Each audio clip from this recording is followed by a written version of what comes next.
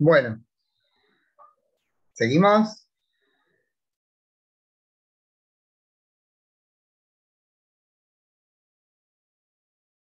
Bien, dos nos han abandonado. Bien, Páez volvió. Entonces, así entendido, hemos sometido a un análisis exhaustivo de esta noción fundante ontológica que es la sustancia, pero no termina ahí. Inmediatamente podríamos nosotros agregar lo que podría ser un símil,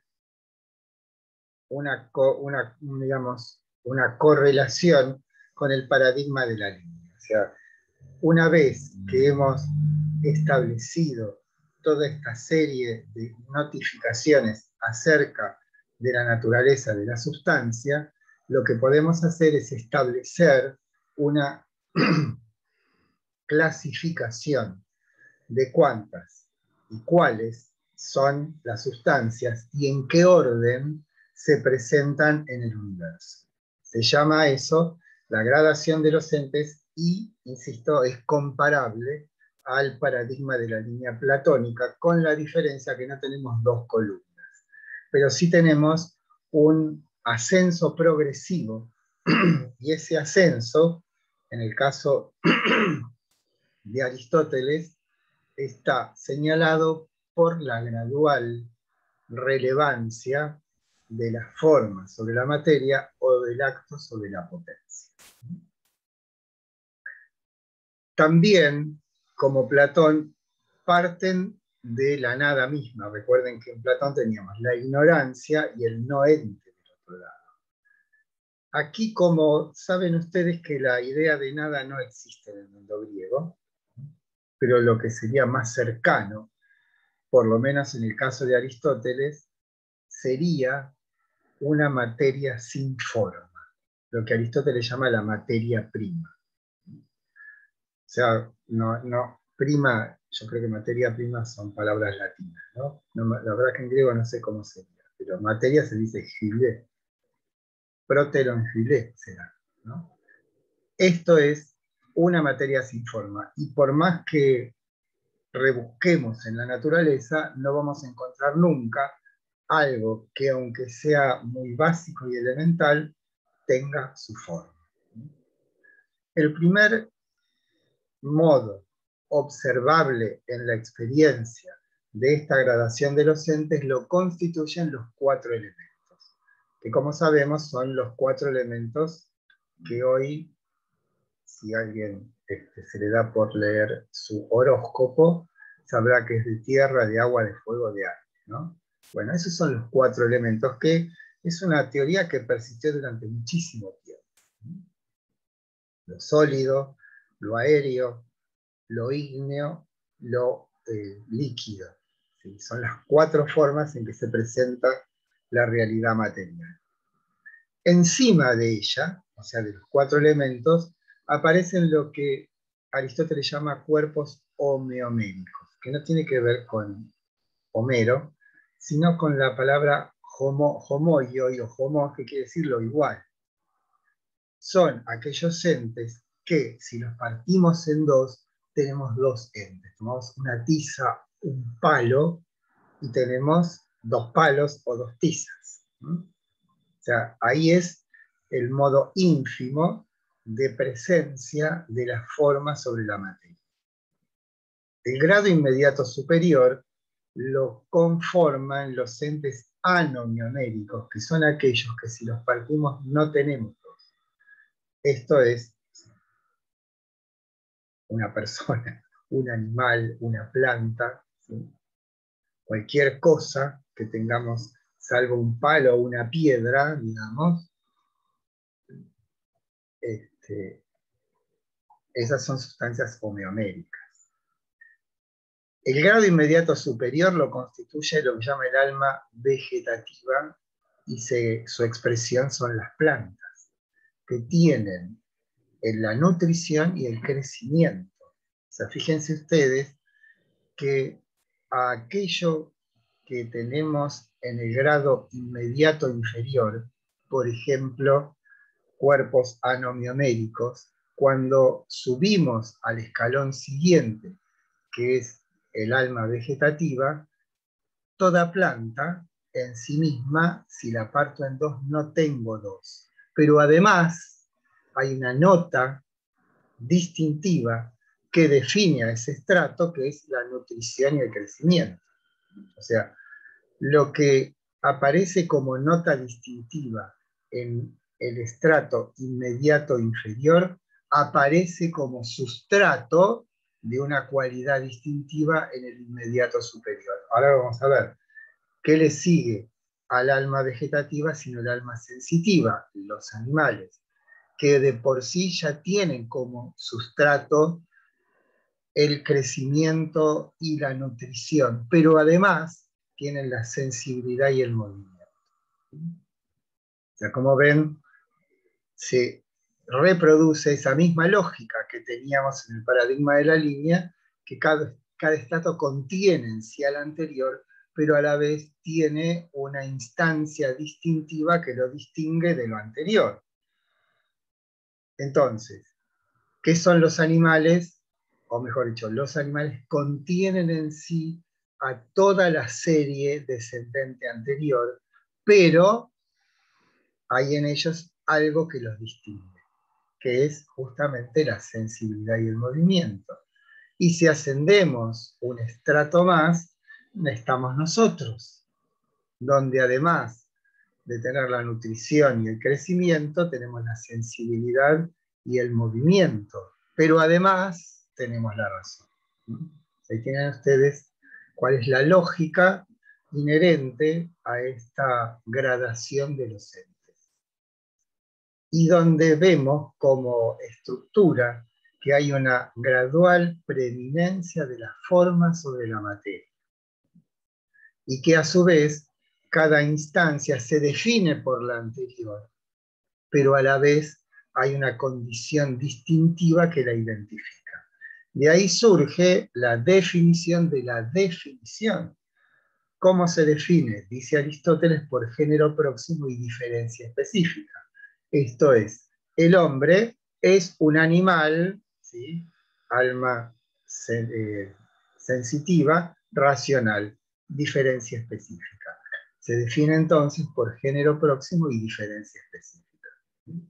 Ahora bien, aquí hay que hacer un excursus, o sea, una salida, que es Aristóteles piensa que la mente, la razón, o específicamente lo que él llama el intelecto agente, no es algo material. Y el fundamento está en otra obra que se llama De Anima, o sea, acerca de la naturaleza del alma, pero nosotros ya sabemos que alma no es lo que entendemos, sino psique, ¿sí? Peripsugeos, sería, peripsuges, donde hace la siguiente comparación. Dice Aristóteles que cuando un órgano de los sentidos, el oído, el gusto, el olfato, la vista, el tacto, es afectado con una intensidad mayor a la que ese órgano es capaz de aceptar, esa capacidad queda anulada. O sea, un gusto, hay una comida muy picante, nos quita el sentido del gusto, una visión muy intensa, una luz muy intensa nos impide la vista, un sonido muy fuerte nos quita la audición. O sea, el hecho de que los órganos de los sentidos estén comprometidos con un sustrato material implica necesariamente una limitación en su actividad. Ahora bien, dice Aristóteles que cuando nosotros estamos dispuestos intelectualmente a una tarea, digamos, suprema, o digamos, la forma más alta del conocer, en lugar de neutralizarse la capacidad de conocer, se acentúa. No sé si me explico. Esto es, cuanto más concentrado, cuanto más atento esté, esto es, hay una intensificación en la tarea asignada a la razón o al entendimiento, que es conocer. Cuanto más inmerso estoy en la cosa a conocer, más posibilidad, o sea, en lugar de quedar obturada o de quedar neutralizada, la capacidad de conocer está incentivada. Y con esto Aristóteles le basta para fundamentar que la esencia misma de nuestro conocer es una forma libre de toda determinación natural. Y esto Aristóteles lo llama el intelecto agente, ¿no? Porque está el intelecto paciente y el intelecto agente. ¿Por qué? Porque no podemos tener en acto todos nuestros conocimientos, sino que es algo como, ¿cómo se dice? Fragmentariamente es nuestra lucidez con respecto al mundo. Pero lo que no es fragmentario es que existe en nosotros una capacidad de conocer que Aristóteles llama el intelecto agente, que tiene esta fundamental aptitud, que es aquella de poder captar en la experiencia aquello que resulta esencial, ¿no? No sé si será muy claro esto. En Platón, captar la esencia de algo no implicaba ninguna tarea de discriminación respecto de aquello que uno percibe. ¿Por qué? Muy simple, porque el conocimiento, las ideas ya están. Las ideas son el criterio para poder distinguir lo verdadero de lo aparente, ¿no? Aquí en Aristóteles, y eso marca a fuego todo su pensamiento, eso es una tarea que de algún modo lleva a cabo nuestra capacidad cognoscitiva eminente que nombra él como el intelecto agente, que tiene esta fundamental y esencial aptitud, que es la de saber discriminar lo esencial de lo contingente. Y esa captación de lo esencial es lo que de algún modo se deposita en nuestro intelecto y queda como un sustrato, ¿no? Esto que llamamos experiencia. De ahí que, a diferencia de Platón, conocer, y esto va a tener mucho futuro, digamos, es una tarea, o sea, es un trabajo. En Platón también es un trabajo conocer, pero ese trabajo es descubrir, es algo que ya está. Las ideas ya están. El mundo sensible sirve como una suerte de estímulo que nos lleve a una tarea más honda y que nos permita, la hondura de esa tarea consiste en volvernos habilidosos en el mundo de las ideas, eso que llamamos dialéctica. Aquí no. O sea, hay una frase que ustedes, si la toman así, tal como las digo y la piensan, van a darse cuenta la diferencia entre Platón y Aristóteles. Aristóteles dirá, todo lo que está en la mente estuvo primero en los sentidos. La mente es algo que está vacío, no hay categorías, no hay ideas previas, sino que lo que tenemos sí es una capacidad, que es esta de poder conocer. Y en el conocer, a su vez, tenemos esta aptitud de poder abstraer lo esencial o discriminar lo esencial de lo no esencial. Esa trama de conocimientos esenciales es la ciencia, o son las ciencias. ¿Me explico? No estoy hablando solo, ¿no? ¿O es demasiado Sí. para una sola vez? Bueno, pero ustedes tienen el texto de Cartey, que está muy bien, después si necesitan más, les doy más. Hay muchísimos buenos libros, hay bibliotecas sobre Aristóteles. Como se dan cuenta, ahora que lo estoy diciendo, me fascina cada vez más, ¿no? Pero tengo que hacer esto porque si no, no vamos a llegar a estudiar a Kant, y eso está bien. Me parece más fecundo, bueno, hay que renunciar a algo. Este, bueno, espero que haya quedado debidamente demostrado esta afirmación que dice que aquello que es distintivo en la naturaleza humana no es de carácter material, es de carácter no material, llamémosle espiritual. Ahora bien, ¿cómo será el próximo ente que siguiese en la gradación, teniendo en cuenta cuáles son los criterios que determinan el establecimiento de un estrato? O sea, si en nosotros la cualidad distintiva es inmaterial, necesariamente el próximo ente lo será. Ahora bien, si es inmaterial, ya no existe más la tensión entre la materia y la forma. Ya no hay más potencia y acto. ¿Por qué?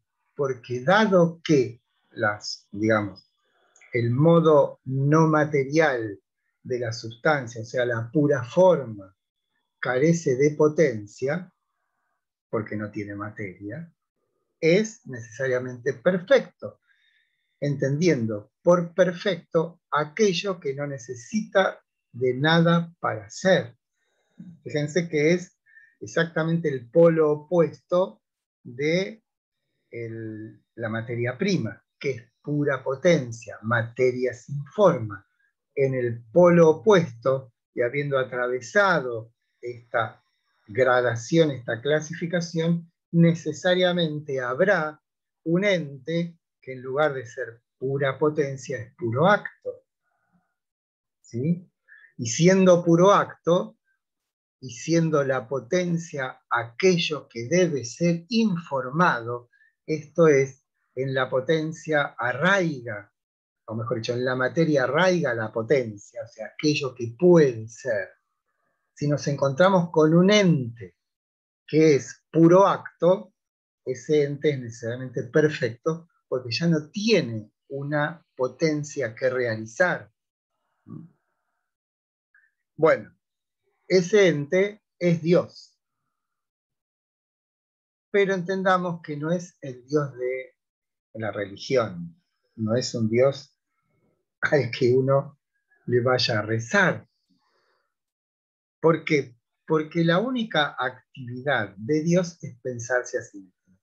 No puede tener otra actividad que la de pensarse a sí mismo. Por eso lo llama el noesis noeseos, el pensamiento que se piensa a sí mismo. Pero eso no es todo. ¿Qué función cumpliría en la totalidad del universo Dios, ya que por naturaleza no puede ocuparse de nada en realidad?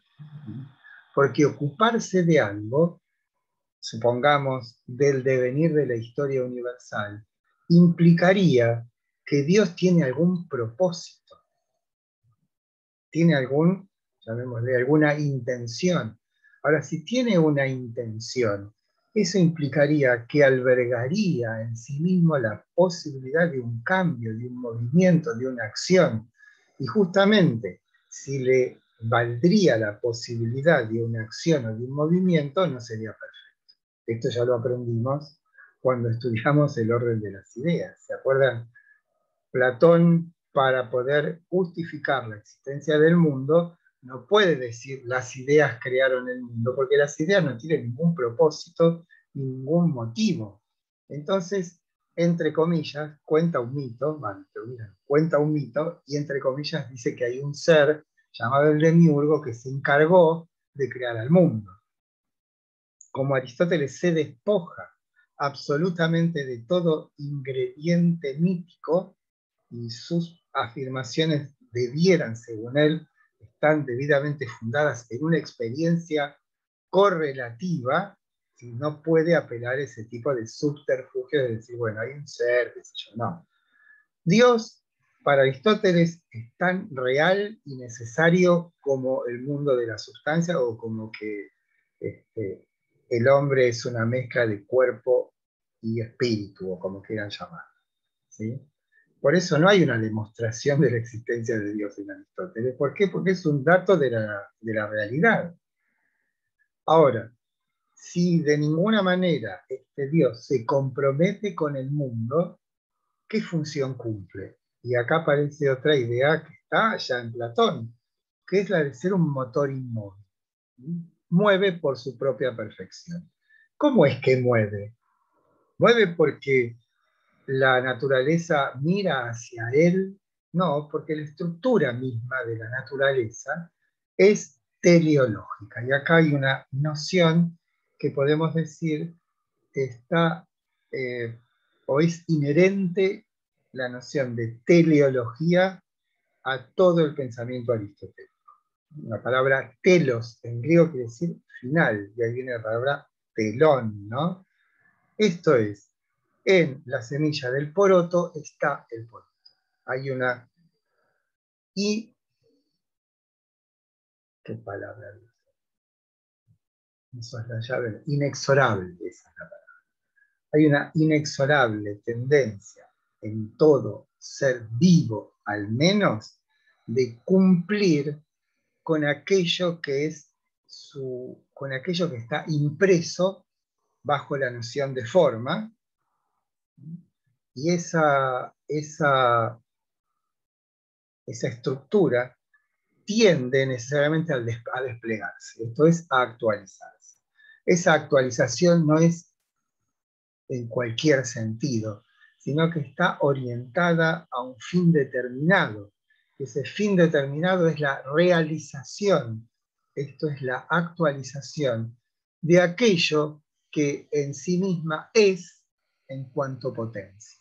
O sea, toda la realidad que existe, todo el universo, incluyendo el orden cósmico, tiene esta misma vocación de ser, podemos decir, ¿no? Entonces, cada vez que algo en la naturaleza tiende a ser lo que es, de un modo implícito está orientándose hacia su realización por la gravitación de ese polo absoluto de sentido orientador que es el motor inmóvil, que es Dios. Ahora, si bien Dios no tiene ninguna participación en los asuntos humanos, entre otras cosas porque para Aristóteles el universo es eterno. Para los griegos no existe la idea de la creación desde la nada. Siempre había algo antes. Para Aristóteles no había algo antes que se fue cambiando, como vieron en la teogonía de Hesíodo, primero del cielo, la tierra, el abismo, Eros, no hay nada de eso. Esto fue siempre así.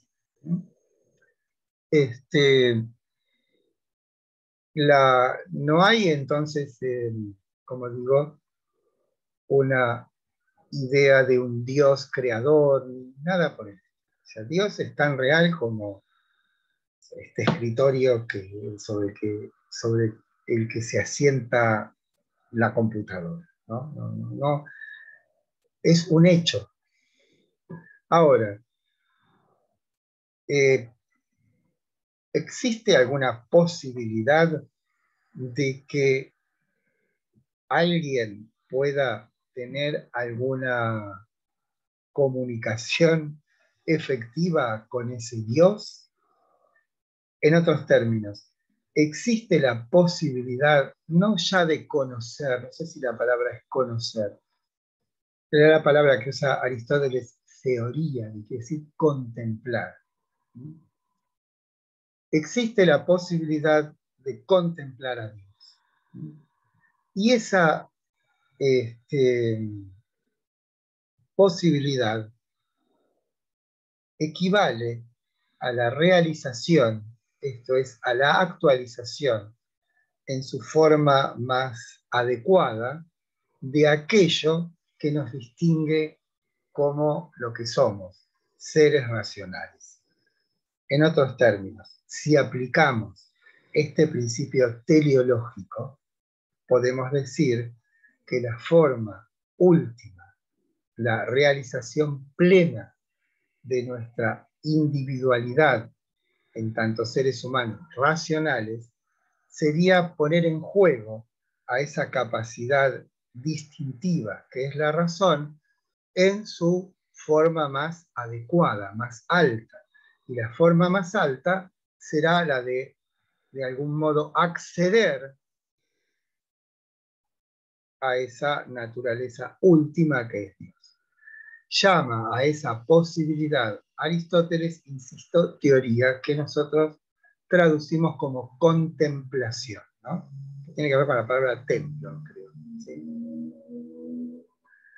Ahora bien, tanto Platón como Aristóteles estiman que el fin último que le cabe a la naturaleza humana es la felicidad.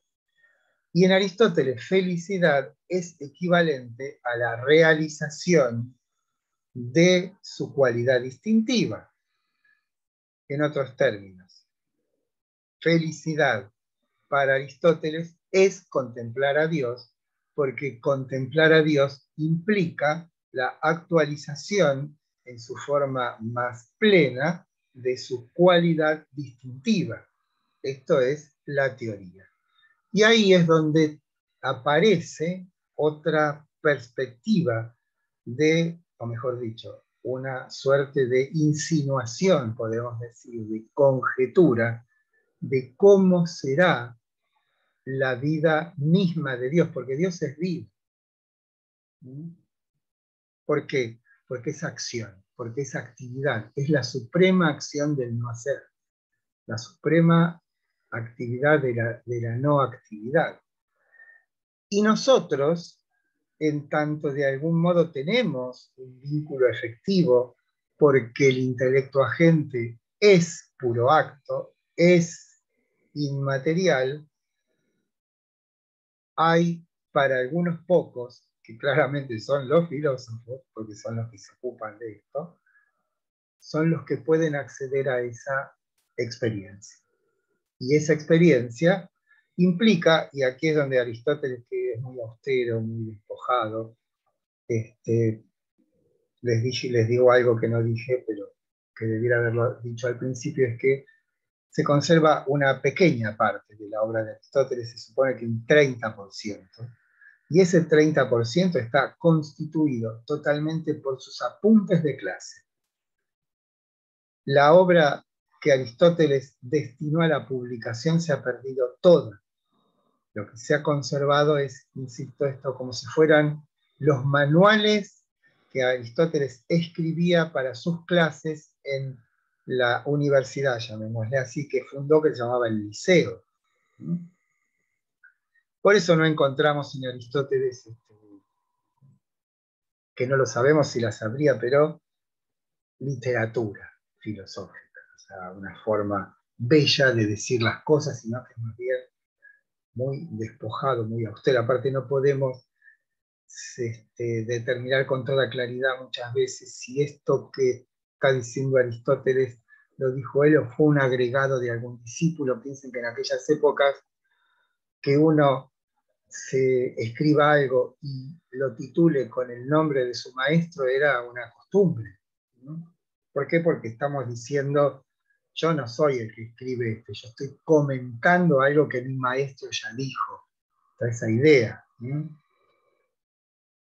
Entonces, si bien, como decíamos, bueno, les doy un ejemplo, la mayor parte de las obras publicadas de Heidegger son sus seminarios. Sus seminarios es lo que él escribía para leer en clase. O sea, un seminario es un docente dice, esto es lo que estoy investigando, ¿no? Y en tanto lo estoy investigando, se lo estoy leyendo. O sea, el profesor Walton, bueno, que ahora ya no da más clase, pero leía 4 horas. ¿Por qué? Porque era lo que él estaba investigando. Bueno, eso mismo pasaría con lo que hoy conocemos como las obras de Aristóteles. Son sus apuntes con los que daba clase, con sus agregados y con los también conjeturales, pero pertinentes, agregados de sus alumnos. Bueno, el único lugar donde Aristóteles, en lo que dice, cobra un tono afectivo, de intensidad gozosa, es cuando describe la experiencia de contemplar a Dios, es como si uno por un momento pudiese participar de la vida de Dios. Y aquí es donde encontramos el otro rostro, ¿no?, posible, es que, y esto claramente como en Platón, en Aristóteles es necesario creer que él experimentó efectivamente eso, ¿no? Como digo, es el único lugar en toda la obra de Aristóteles donde toma un tono, vamos a decir, apasionado, intenso, no una descripción despojada y fría, ¿no? Bueno, con esto, que es el asunto de la felicidad, pasamos a otro plano. O sea, hasta ahora hemos hablado de la metafísica de Aristóteles, de la física de Aristóteles, de esa otra obra que se llama Acerca de la naturaleza del alma, a lo que es la ética. La palabra ética, saben, tiene dos sentidos. Por una parte, quiere decir costumbre, hábito, como en latín mores, de donde viene la palabra moral, quiere decir eso, hábito. Pero la palabra ethos, donde viene todo esto, si la escribimos con la letra eta y no con la letra epsilon, quiere decir carácter. También quiere decir, digamos, el lugar donde yo habito. Eso es muy, muy interesante, ¿no? ¿Dónde habito yo? Sino en mi carácter. ¿Dónde estoy yo? Sino situado en eso íntimo que me constituye. Y ahí tienen ustedes la otra acepción de la palabra ética. Por otra parte, la ética es, como Aristóteles se ocupó de todo prácticamente, ¿no?, es una ciencia, ¿no?, pero es una ciencia que, a diferencia de las ciencias más nobles, y ciencias más nobles son aquellas que se ocupan de objetos inmutables. Acá tienen otra nota de aquello que alguna vez vislumbramos cuando decíamos lo eminente para los griegos es lo divino, y lo divino tiene la nota de la inmortalidad. Ahora, trasladado a esto que nos dice Aristóteles, las ciencias más nobles son aquellas que tienen por objeto los objetos más nobles. ¿Y cuáles son los objetos más nobles? Aquellos inmutables. ¿Cuáles son los objetos inmutables? En principio, digamos que la naturaleza, ¿no? ¿Por qué? Porque le estamos pensando en términos de nociones invariantes: acto, potencia, sustancia, categorías, etcétera, etcétera, ¿no? Pero hay otras ciencias que se ocupan no de lo necesario, sino de lo contingente, de lo que cambia. Y ahí está la ética y ahí está la política. La política, que es la ciencia del gobierno de la ciudad, no puede o no tiene como principios aquellos inmutables que sí observamos en la metafísica o en la matemática. Por lo tanto, son ciencias imperfectas, pero no menos rigurosas. Son ciencias imperfectas porque no son predictivas, aunque esto le cabe más a la ciencia moderna que a la ciencia, o que entendía Aristóteles como conocimiento verdadero, que sería la ciencia. Estamos entonces ante principios mutables, aunque es un oxímoron eso, ¿no?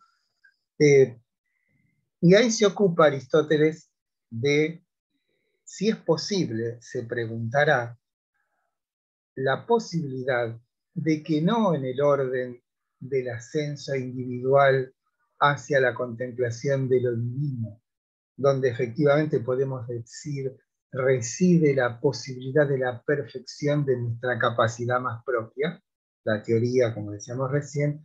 Ahora, la pregunta es, en el orden de la polis, ¿es posible a su vez acceder a una perfección, pero teniendo en cuenta que esta es una perfección que no puede sostenerse en principios inmutables, ¿no? ¿Por qué? Bueno, si lo decimos en términos actuales, porque somos finitos, porque somos mortales. Y Aristóteles dice, aquello que nos desvía de la posibilidad de una vida plena es el sufrimiento y las pasiones. Esas son, digamos, las instancias capaces de hacernos divertir, o sea, vertirnos hacia otro lado y no hacia lo que para Aristóteles configuraría la posibilidad de una existencia plena, pero en el orden de la polis. Esa posibilidad de una existencia plena en la polis tiene un nombre y es algo absolutamente concreto, se llama el hombre prudente, el phronimos. Ahora, ¿qué es un hombre prudente? Y esto acá me parece que esto está dicho en la Ética de Nicómaco, que es hay 3 obras de Aristóteles dedicadas a la ética. La Ética de Nicómaco es lejos la que está más trabajada, la más rica. No es un libro sobre el bien, como dice. Es un libro que nos enseña a ser buenos. Bueno no quiere decir compasivo, amable, aquiescente. Bueno es aquellos que se acercan a la plenitud, eso es lo bueno. Y nos es accesible una plenitud en el mundo de lo cotidiano, en el mundo de la polis. Pero tiene una nota que la podemos comparar con aquello que habíamos estudiado como ética intelectualista socrática o platónica. Quien conoce el bien se vuelve bueno. En Aristóteles es tan actual, esto es tan palpable. ¿Puedo yo ser o haber sido durante toda mi vida un hombre prudente? Pero en el próximo instante puedo dejar de ser. O sea, como una visión muy, no quiero decir realista, pero muy perspicaz, concreta de la existencia humana, o sea, de la fragilidad humana, si ustedes quieren. Es casi impensable que un hombre prudente caiga en la imprudencia, que no es lo mismo que entendemos nosotros, ¿no? Claramente le estoy diciendo que el martes que viene vamos a seguir con esto un poco. Porque no nos dan los tiempos. Porque tiene en cuenta que lo que nos vuelve prudentes son decisiones. Y en la decisión de un acto noble, que sería aquello que sedimentado daría lugar a esto que es la existencia plena en la polis, que sería la del hombre prudente, hay toda una serie de factores. Y me puedo equivocar incluso, porque hay una parte de digamos, hay un aspecto de la decisión que yo debo tomar y que equivaldría a un acto noble o a un acto virtuoso, donde hay deliberación, y ahí me puedo equivocar. ¿Sí? O sea, hay un aspecto que es, digamos, lo que es la mente que calcula. ¿Sí? Pero el motivo íntimo que conduce a la decisión es como en el momento en que yo debo tomar la decisión, tengo como una visión sinóptica de toda mi vida. No, por supuesto, en sus detalles, pero sí que hay como una asistencia de toda mi vida en el momento en que debo tomar una decisión donde esté comprometido un valor, ¿no? No, si me lavo los dientes o no me los lavo. ¿Sí? Bueno, ya falta menos de un minuto. Bueno, entonces el martes que viene vamos a terminar con la prudencia en Aristóteles, ¿sí? Y inmediatamente empezamos con Kant. Ya falta menos de un minuto. Hasta el martes.